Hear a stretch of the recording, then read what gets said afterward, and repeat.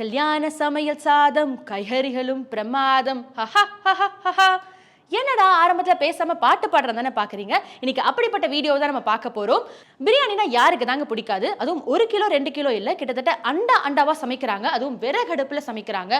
Chicken மட்டன்லாம் போட்டு கிட்டத்தட்ட ஒரு 1-1.5 மணி நேரத்துல சமைச்சே முடிச்சிடுறாங்க. அதை தட்டில் எடுத்து போடுற போது பார்த்தா அப்படியே உதிரியா இருக்கு சாப்பாடு. அதை பார்க்கவே நம்மளுக்கு அப்பா அப்படியே பயங்கர எக்ஸைட்டடா இருக்கு.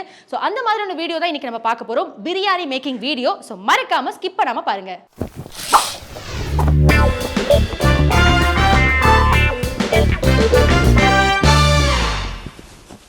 வணக்கம், என் பேர் ஜாஃபர்.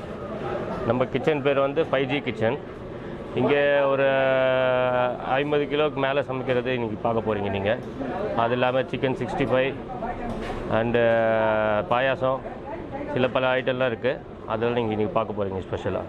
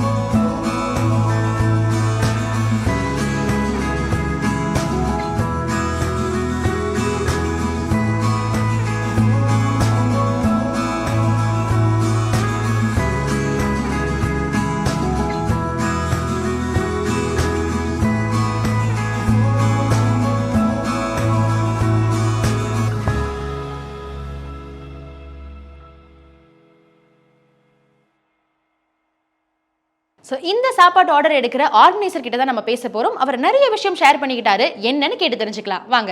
போடுறதுல வந்து ஆக்சுவலாக வந்து என்ன போடுறோம்னு சொன்னால் கடலெண்ணெய் யூஸ் பண்ணுவோம். கடலெண்ணெய் எப்போவுமே நம்ம ஸ்பெஷல் ஐட்டம் நம்ம இதில். அது வந்து ரொம்ப டேஸ்டி நல்லா கொடுக்கும். வேறு வெறுகடுக்கில் எப்போவுமே டேஸ்ட் நல்லா கிடைக்கும். அது கேஸில் செய்கிறதோட ஸ்பெஷலாக இருக்கும். அது அந்த காலத்தோடைய பாரம்பரியம். அதெல்லாம் நம்ம மட்டன் டெய்லி லைவ் தான் எடுப்போம். நான் ஐஸ் ப்ராடக்ட்லாம் எடுக்க மாட்டோம். எப்போவுமே வந்து காலையில் இது சுபா பண்ணுவாங்களே அந்த மட்டன் தான் எடுத்து வருவோம். ஐஸ் ஃப்ரோசன் ஐட்டம் எதுவும் யூஸ் பண்ணுறதில்ல. அன்னைக்கு வாங்கி அன்னைக்கு செய்கிறது. ஒன்று யூனிட்டி போடுவோம், இல்லைன்னா கிளாசிக் இல்லை யூனிட்டி 2 தான். இப்போ கத்திரிக்காய் தால்ச்சா வந்து ரொம்ப ஸ்பெஷலாக கேட்பாங்க. சென்னையில் அதுதான் ஃபேமஸ்ஸு. மசாலா ஐஸாக எல்லாம் சூப்பராக இருக்கும். அது பார்க்குறது நம்ம மேக்கிங்கே நல்லாயிருக்கும். அது